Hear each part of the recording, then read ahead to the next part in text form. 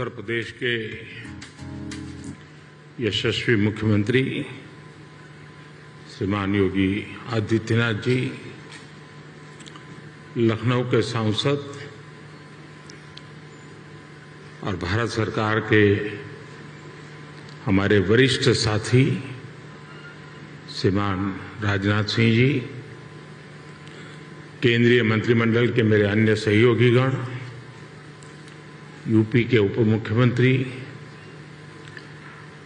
राज्य सरकार के मंत्रीगण, विधानसभा और विधान परिषद के स्पीकर महोदय, यहां उपस्थित उद्योग जगत के सभी साथी, अन्य महानुभाव, देवी और सज्जनों,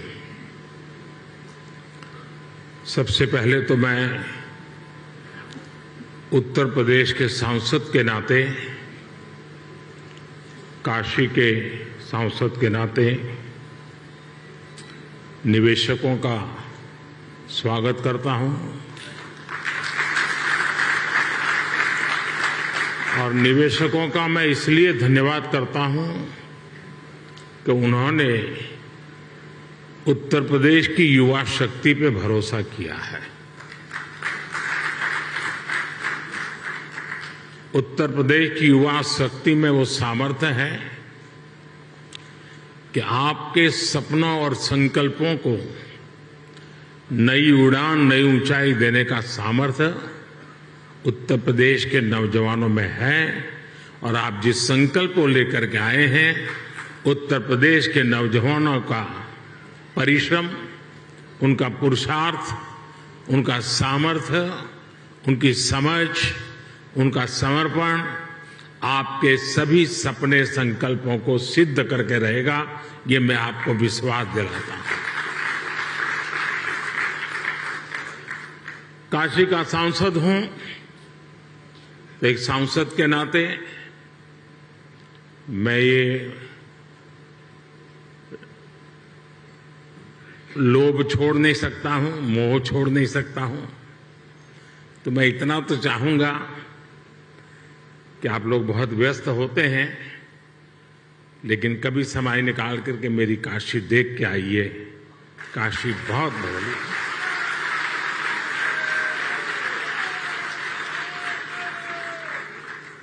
काशी बहुत बदल गई है। विश्व की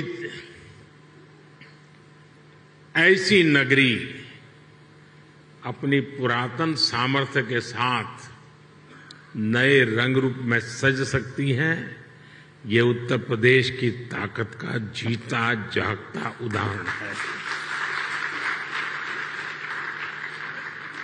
साथियों, यूपी में 80,000 करोड़ रुपए से ज्यादा के निवेश से संबंधित समझौते यहां हुए हैं। ये रिकॉर्ड निवेश यूपी में रोजगार के हजारों नए अवसर बनाएगा। ये भारत के साथ ही उत्तर प्रदेश की ग्रोथ स्टोरी पर बढ़ते विश्वास को दिखाता है। आज के इस आयोजन के लिए मैं यूपी के नौजवानों को विशेष बधाई दूंगा, क्योंकि इसका सबसे बड़ा लाभ यूपी के युवकों को, युवतियों को, हमारे नई पीढ़ी को होने वाला है। साथियों, इस समय हम अपनी आजादी के 75वें वर्ष का पर्व मना रहे हैं। आजादी का अमृत महोत्सव मना रहे हैं। ये समय अगले 25 वर्षों के लिए अमृत काल, नए संकल्प का काल, नए लक्ष्यों का काल और नए लक्ष्यों को प्राप्त करने के लिए सबका प्रयास के मंत्र को लेकर के परिश्रम की पराकाष्ठा करने का अमृत काल है। आज दुनिया में जो वैश्विक परिस्थितियां बनी है, वो हमारे लिए बड़े अवसर भी लेकर आई है। दुनिया आज जिस भरोसेमंद साथी को तलाश रही है, दुनिया तलाश रही है, उस पर खरा उतरने का सामर्थ्य सिर्फ हमारे लोकतांत्रिक भारत के पास है। दुनिया आज भारत के पोटेंशियल को भी देख रही है और भारत के परफॉर्मेंस की भी सराहना कर रही है। कोरोना काल में भी भारत रुका नहीं, बल्कि अपने रिफॉर्म्स की गति को और बढ़ा दिया। इसका परिणाम आज हम सभी देख रहे हैं। हम G20 अर्थव्यवस्थाओं में सबसे तेजी से ग्रो कर रहे हैं। आज भारत ग्लोबल रिटेल इंडेक्स में दूसरे नंबर पर है। भारत दुनिया का तीसरा सबसे बड़ा एनर्जी कंज्यूमर देश है। बीते साल दुनिया के 100 से अधिक देशों से $84 बिलियन का रिकॉर्ड FDI आया है। भारत ने बीते वित्तीय वर्ष में $417 बिलियन यानी 30 लाख करोड़ रुपए से ज्यादा का मर्केंडाइज एक्सपोर्ट करके नया रिकॉर्ड बनाया है। साथियों, एक राष्ट्र के रूप में अब ये समय अपने साझा प्रयासों को कई गुना अधिक बढ़ाने का है। एक ऐसा समय है जब हम अपने फैसलों को सिर्फ 1 साल या 5 साल को देखते हुए सीमित नहीं रख सकते। भारत में एक मजबूत मैन्युफैक्चरिंग इकोसिस्टम, एक मजबूत और डाइवर्स वैल्यू और सप्लाई चेन विकसित करने के लिए हर किसी का योगदान आवश्यक है। सरकार अपनी तरफ से निरंतर नीतियां बना रही है, पुरानी नीतियों में सुधार कर रही है। अभी हाल ही में केंद्र की NDA सरकार ने अपने 8 वर्ष पूरे किए हैं। इन वर्षों में हम, जैसा अभी योगी जी बता रहे थे, रिफॉर्म, परफॉर्म, ट्रांसफॉर्म के मंत्र के साथ आगे बढ़े हैं।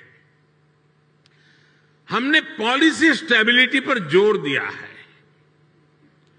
कोऑर्डिनेशन पर जोर दिया है, ईज ऑफ डूइंग बिजनेस पर जोर दिया है। बीते समय में हमने हजारों कंप्लायंस खत्म किए हैं, पुराने कानूनों को समाप्त किया है। हमने अपने रिफॉर्म से एक राष्ट्र के रूप में भारत को मजबूती देने का काम किया है। One nation, one tax GST हो, वन नेशन, वन ग्रिड हो, one nation, one mobility card हो, one nation, one ration card हो, ये सारे प्रयास हमारी ठोस और स्पष्ट नीतियों का प्रतिबिंब है। जब से यूपी में डबल इंजन की सरकार बनी है, तब से यूपी में भी इस दिशा में तेजी से काम हो रहा है। विशेषकर यूपी में जिस प्रकार कानून व्यवस्था की स्थिति सुधरी है, उससे व्यापारियों का भरोसा लौटा है, बिजनेस के लिए सही माहौल बना है। बीते वर्षों में यहां की प्रशासनिक क्षमता और गवर्नेंस में भी सुधार आया है। इसलिए आज जनता का विश्वास योगी जी की सरकार पर है और जैसे उद्योग जगत के साथी अपने अनुभव के आधार पर अभी उत्तर प्रदेश की सराहना कर रहे थे, मैं सांसद के नाते अपने अनुभव बताता हूं। कभी हमने कोई उत्तर प्रदेश के एडमिनिस्ट्रेशन से निकट से नहीं देखा था। कभी मुख्यमंत्रियों की मीटिंगों में लोग आया करते थे तो वहां के एजेंडा कुछ अलग होते थे, लेकिन एक सांसद के रूप में जब मैं यहां काम करने लगा तो मेरा विश्वास अनेक गुना बढ़ गया कि उत्तर प्रदेश का ब्यूरोक्रेसी, उत्तर प्रदेश के एडमिनिस्ट्रेशन में वो ताकत है जो देश उनके पास चाहता है। जो बात उद्योग जगत के लोग कह रहे थे, एक सांसद के नाते मैंने स्वयं ने इस सामर्थ्य को अनुभव किया है और इसलिए मैं यहां सरकार के सभी ब्यूरोक्रेट्स, सरकार के छोटे मोटे हर व्यक्ति को ये जो मिजाज उनका बना है इसके लिए बधाई देता हूं, उनका अभिनंदन करता हूं।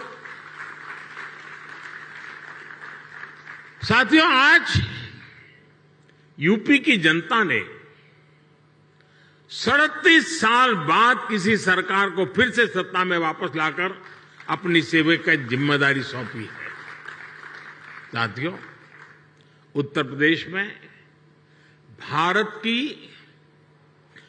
5वें-6ठे हिस्से की आबादी रहती है, यानी यूपी के एक व्यक्ति की बेहतरी भारत के हर 6ठे व्यक्ति की बेहतरी होगा। मेरा विश्वास है कि यूपी ही है जो 21वीं सदी में भारत की ग्रोथ स्टोरी को मोमेंटम देगा। और इसी 10 वर्ष को आप देख लीजिए, एक उत्तर प्रदेश हिंदुस्तान का बहुत बड़ा ड्राइविंग फोर्स बनने वाला है जी।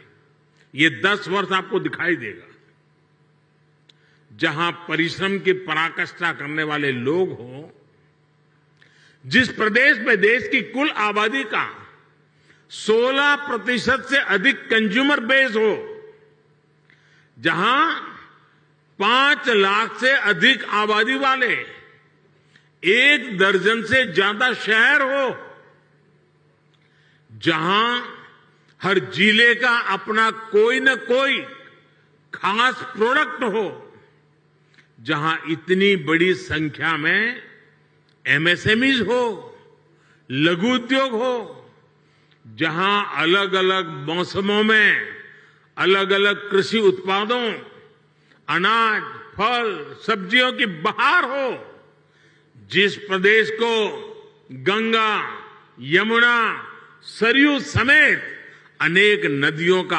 आशीर्वाद प्राप्त हो, ऐसे यूपी को तेज विकास से भला कौन रोक सकता है। साथियों, अभी इस बजट में ही हमने गंगा के दोनों किनारों पर, भारत सरकार के बजट की बात कर रहा हूं, 5-5 किलोमीटर के दायरे में केमिकल फ्री नेचुरल फार्मिंग का कॉरिडोर बनाने की घोषणा की है। डिफेंस कॉरिडोर की चर्चा तो होती है, लेकिन इस कॉरिडोर की कोई चर्चा नहीं करता है। यूपी में गंगा 1100 किलोमीटर से ज्यादा लंबी है और यहां के 25 से 30 जिलों से होकर गुजरती है। आप कल्पना कर सकते हैं कि नेचुरल फार्मिंग की कितनी बड़ी संभावना यूपी में बनने जा रही है। यूपी सरकार ने कुछ वर्ष पहले अपनी फूड प्रोसेसिंग नीति भी घोषित की है। मैं समझता हूं कॉरपोरेट वर्ल्ड के लिए, और यहां जो उद्योग जगत के लोग हैं उनसे मैं आग्रहपूर्वक इस विषय पर कहना चाहता हूं। कॉरपोरेट वर्ल्ड के लिए इस समय एग्रीकल्चर में इन्वेस्टमेंट की एक गोल्डन अपॉर्चुनिटी है। साथियों, तेज विकास के लिए हमारी डबल इंजन की सरकार इंफ्रास्ट्रक्चर, इन्वेस्टमेंट और मैन्युफैक्चरिंग तीनों पर एक साथ काम कर रही है। इस साल के बजट में 7.5 लाख करोड़ रुपए के अभूतपूर्व कैपिटल एक्सपेंडिचर का एलोकेशन इसी दिशा में उठाया गया कदम है। मैन्युफैक्चरिंग को बढ़ावा देने के लिए हमने पीएलआई स्कीम्स घोषित की हैं, जिनका लाभ आपको यहां यूपी में भी मिलेगा। यूपी में बन रहा डिफेंस कॉरिडोर भी आपके लिए बेहतरीन संभावनाएं लेकर आ रहा है। भारत में आज डिफेंस मैन्युफैक्चरिंग पर जितना जोर दिया जा रहा है उतना पहले कभी नहीं दिया गया। आत्मनिर्भर भारत अभियान के तहत हमने बड़ी हिम्मत के साथ फैसला किया है।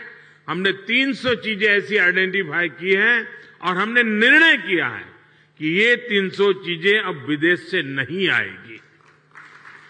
यानी मिलिट्री इक्विपमेंट से जुड़ी हुई ये 300 चीजें हैं। मतलब डिफेंस के क्षेत्र में जो मैन्युफैक्चरिंग में आना चाहते हैं उनके लिए इन 300 प्रोडक्ट के लिए तो मार्केट, एश्योर्ड मार्केट अवेलेबल है।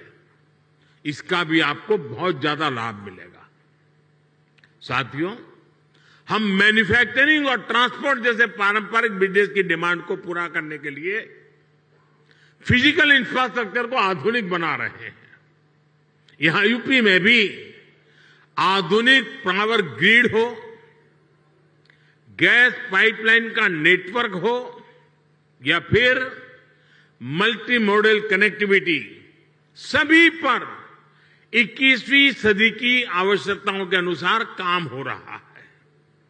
आज यूपी में जितने किलोमीटर एक्सप्रेसवे पर काम हो रहा है वो अपने आप में एक रिकॉर्ड है। आधुनिक एक्सप्रेसवे का सशक्त नेटवर्क उत्तर प्रदेश के सभी इकोनॉमिक जोन्स को आपस में कनेक्ट करने वाला है। जल्द ही यूपी की पहचान आधुनिक रेलवे इंफ्रास्ट्रक्चर के संगम के रूप में भी होने वाली है। ईस्टर्न और वेस्टर्न डेडिकेटेड फ्रेट कॉरिडोर यही यूपी में आपस में एक दूसरे से जुड़ने वाले हैं।